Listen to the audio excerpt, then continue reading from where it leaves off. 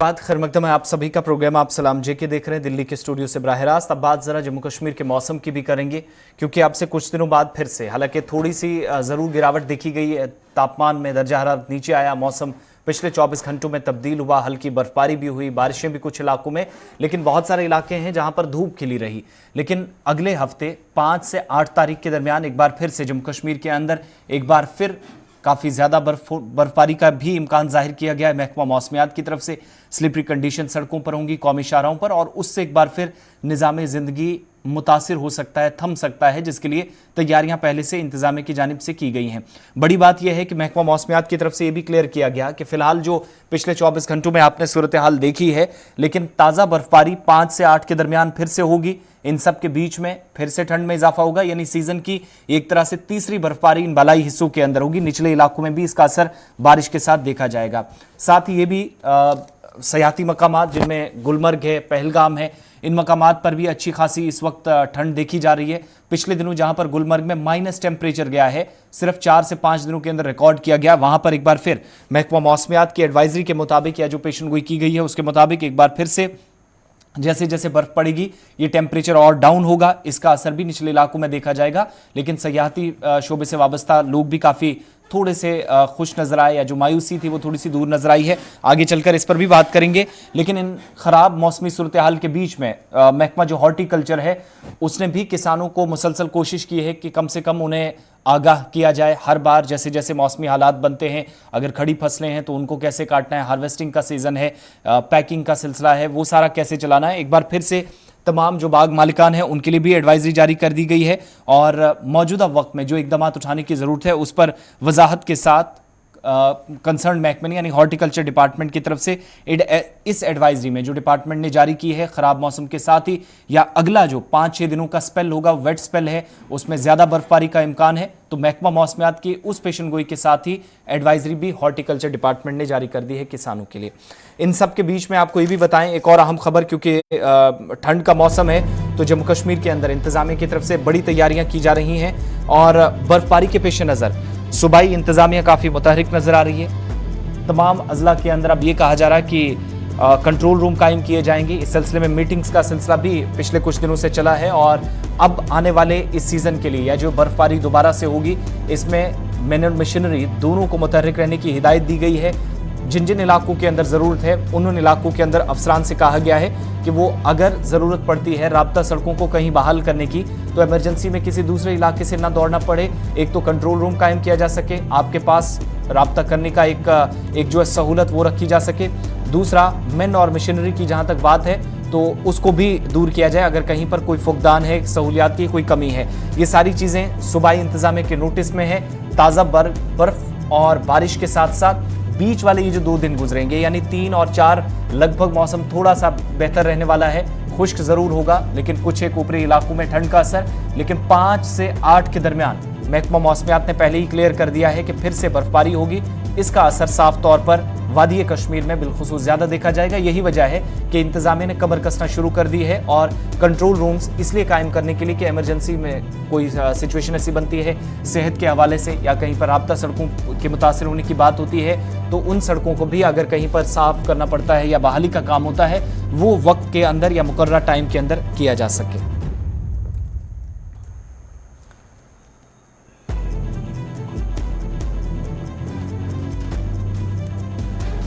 चलिए जनाब, अब बढ़ते हैं जी आगे। जब मौसमियात की खबर आपके सामने रख रहे हैं तो एक अच्छी और दिलचस्प खबर भी आपके सामने रखेंगे, क्योंकि इस बार उम्मीद लगाई जा रही है कि कोविड-19 के बाद पहली बार बैनुल-अक़वामी सय्याह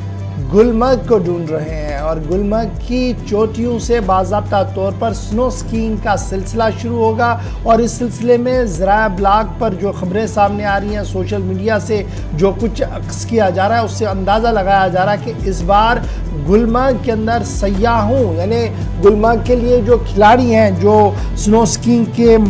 शौकीन हैं, इस बार फॉरेन स्कीयर्स की एक बड़ी अच्छी तादाद जो है वो वादी का रुख कर सकती है। और इस सिलसिले में मुख्तलिफ लोगों की तरफ से, चाहे वो कनाडा के अंदर है, न्यूजीलैंड के अंदर है, यूएस के अंदर है, यूके के अंदर है, मुख्तलिफ लोग जो एक बार गुलमर्ग में स्कीइंग कर चुके हैं वो लगातार अपने फेसबुक पेज पर माजी की तस्वीरों को डालते हुए इस बार अज़म दोहरा रहे हैं कि एक बार फिर इस खूबसूरत जगह को देखने के लिए दिसंबर जनवरी के महीने में आएंगे, जिससे ये अंदाज़ा लगाया जा रहा है कि कोविड के बाद इस साल बड़े पैमाने पर गुलमर्ग के अंदर फॉरेन टूरिस्टों की दस्तक होगी। और ये एक नेक और फाल कदम माना जा रहा है जो अभी तक फेसबुक, ट्विटर और इंस्टाग्राम के जरिए से मुख्तलिफ ज़राइयों से सामने आ रही है। यानी पोस्ट कोविड के बाद ये एक बड़ा सिनेरियो होगा जो तब्दील होता हुआ नज़र आ रहा है। और यहाँ पर इस तब्दीली के बीच जहाँ दुनिया भर के अंदर कोरोना की वजह से पाबंदियाँ थी, पिछले 2 साल के दौरान बैनुल-अक़वामी सयाह गुलमर्ग नहीं आए, लेकिन इस बार जिस तरीके से फेसबुक, ट्विटर और इंस्टाग्राम पर मुख्तलिफ सयाहों ने, फॉरनर्स ने कश्मीर आने की बात को दोहराया है और लगातार वो महकमा सयाहत और दीगर इदारों के साथ राब्ते में है, उससे उम्मीद लगाई जा रही है कि इस बार दिसंबर और जनवरी के अंदर बैनुल-अक़वामी सयाहों की एक बड़ी तादाद वादी के अंदर देखने को मिल सकती है। और स्पेशली विंटर टूरिज्म जो दिसंबर के आखिरी मिड ऑफ द दिसंबर शुरू होता है और आखिरी दिसंबर और 1 जनवरी तक चलता है, उसमें हज़ारों की तादाद में लोगों की आमद की उम्मीद लगाई जा रही है।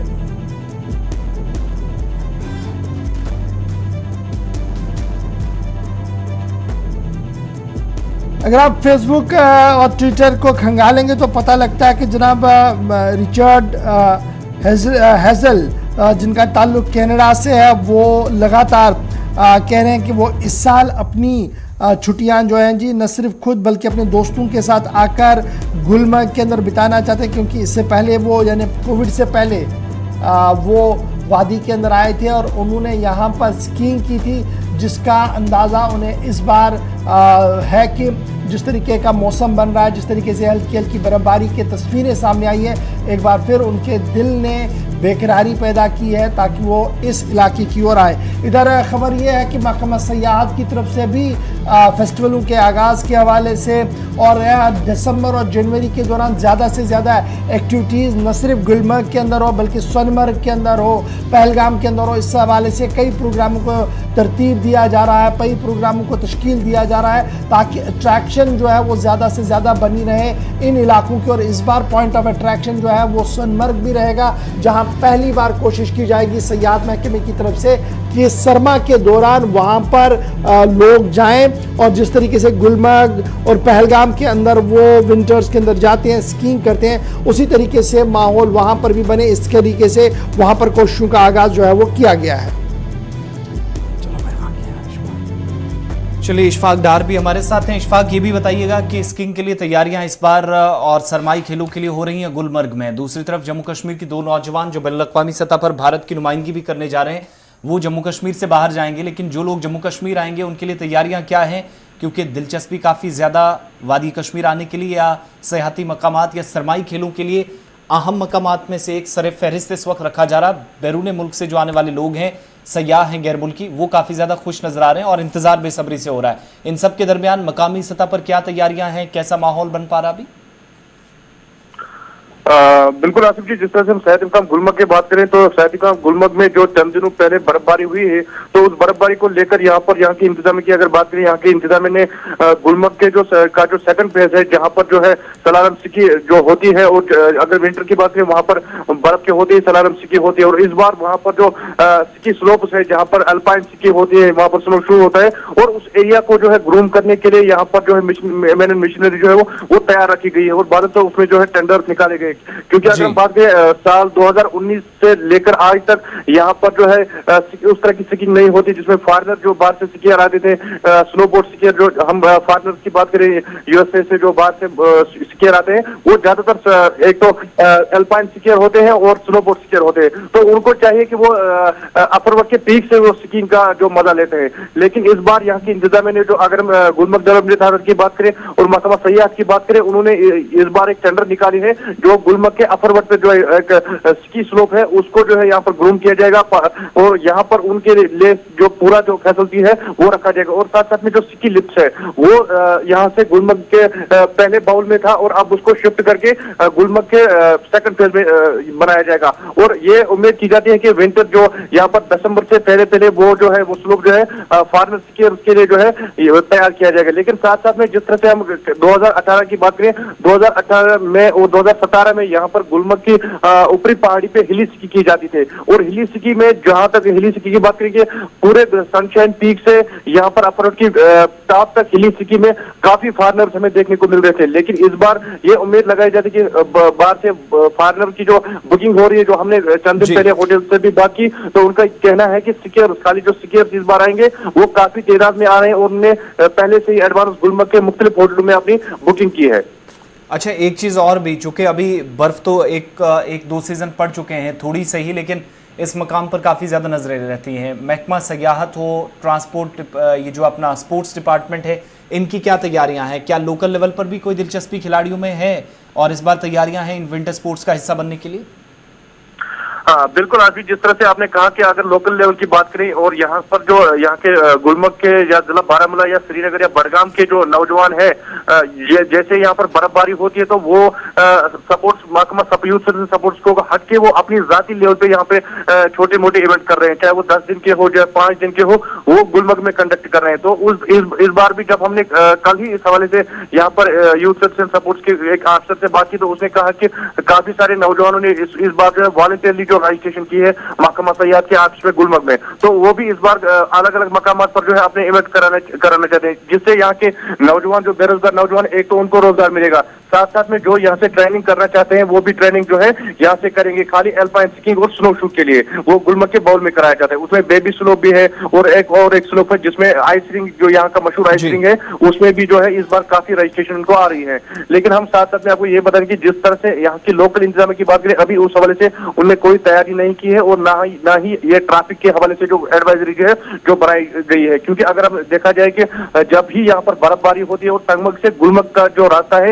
ये काफी जो इसमें ये कठिन सफर रहता है, क्योंकि यहाँ पर पहले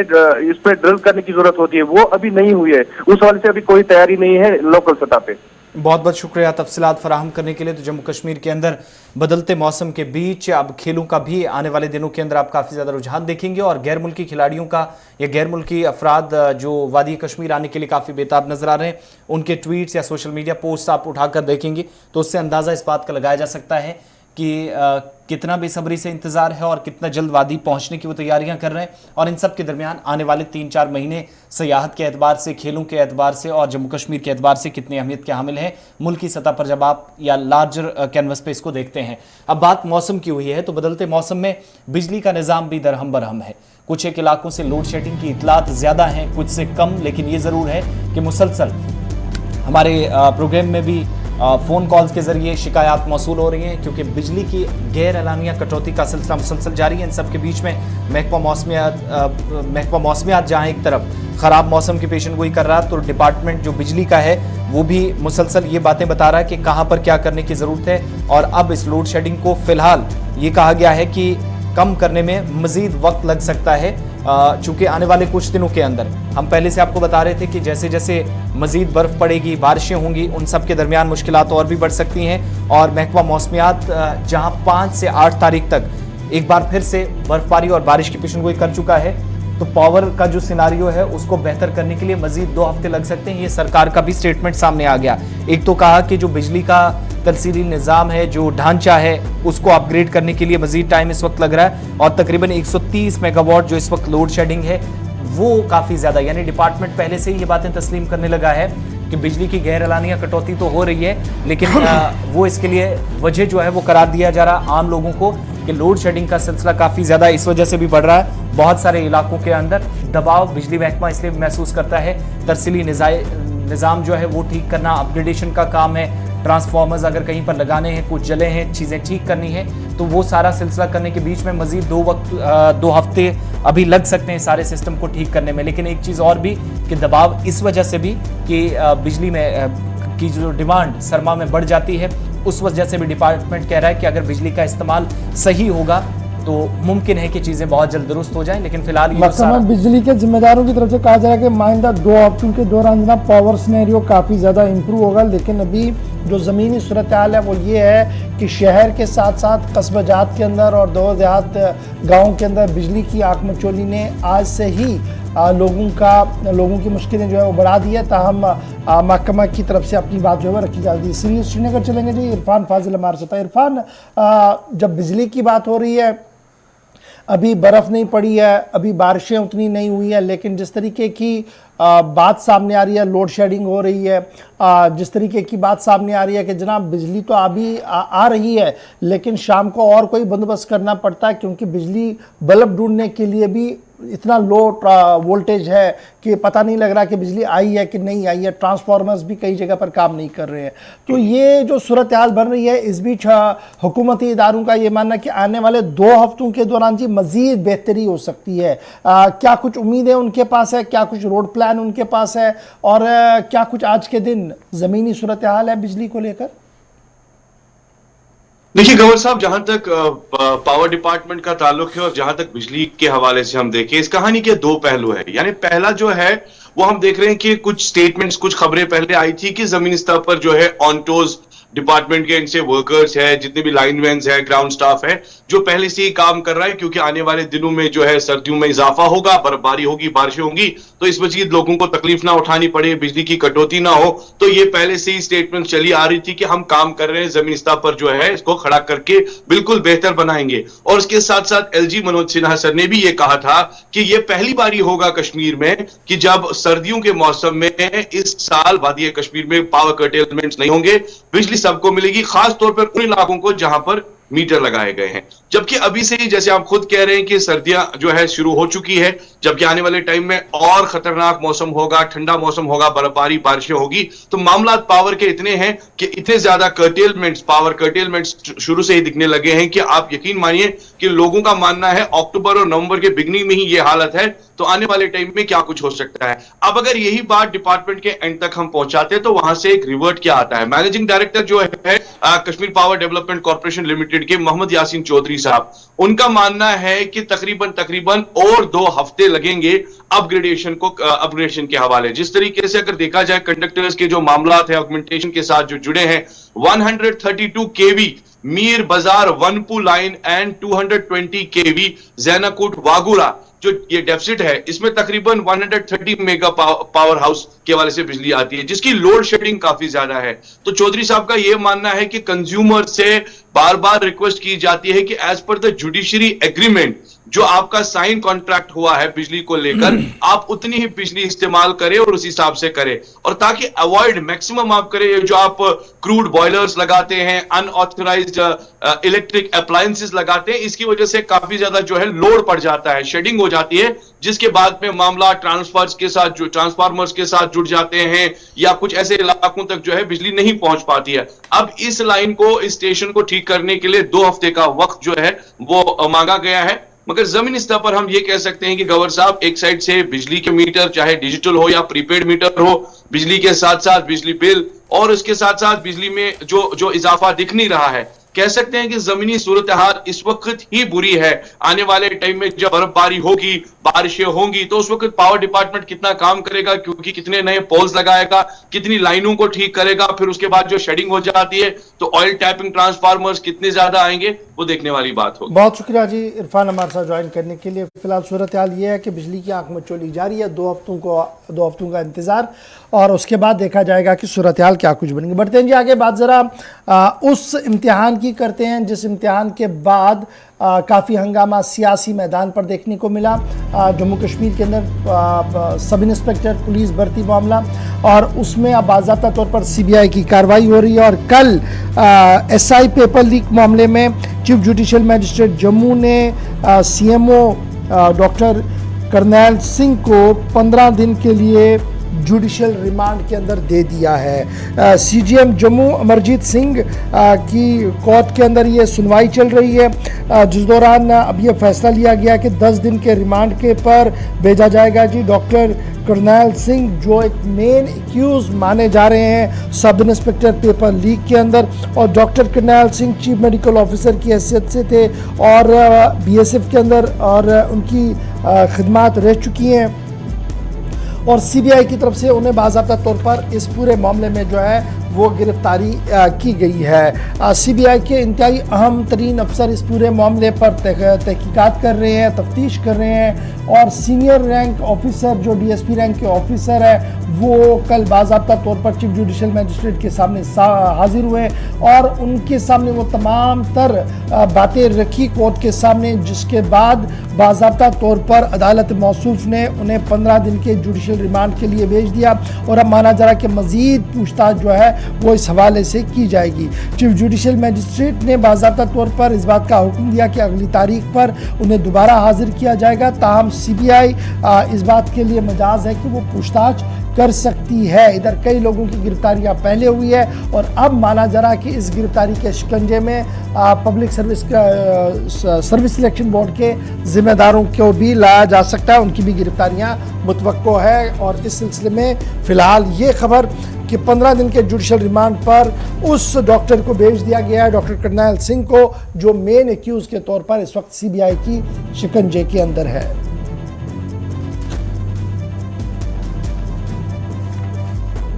चलिए अब आगे बढ़ते हैं, बात जरा सोशल मीडिया की भी करते हैं, कुछ कौमी और बैनुल-अक़वामी खबरें आप तक पहुंचाते हैं और ब्रेक के उस पार लाइव कॉल्स का सिलसिला प्रोग्राम में शामिल करेंगे। एलन मस्क की तरफ से ऐलान किया गया है, ये वो शख्स है जिसने सिर्फ 4 या 5 दिन पहले जिम्मेदारी संभाली और ये मालिक बन गया ट्विटर का। अब अगर आप ट्विटर चलाते हैं और आप वेरीफाइड अकाउंट है, आपका ब्लू टिक है, तो आपको इसके लिए पैसे हर महीने देने होंगे, इसकी फीस देनी होगी